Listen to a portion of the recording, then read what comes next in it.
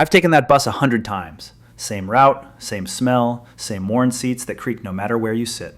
There's something comforting about its predictability when everything else feels fragile.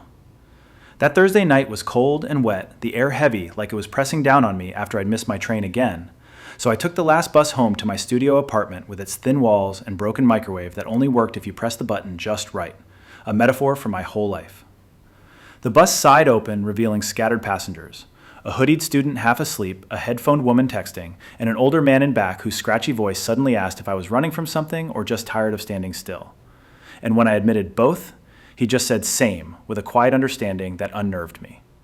He kept talking about how nights feel different depending on what you're carrying, his eyes holding decades of unspoken stories, then launched into one about a small-town boy who made a mistake and spent 30 years running from it, changing his name, building a new life that never quite fit. And when I asked if it was him, he just smiled sadly and said, "Does it matter?" as the bus rolled past rain-blurred streetlights.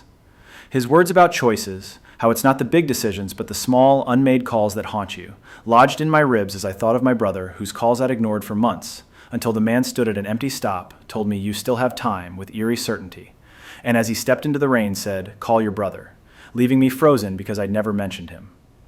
And that night in my apartment, after an hour of staring at my phone, I finally did.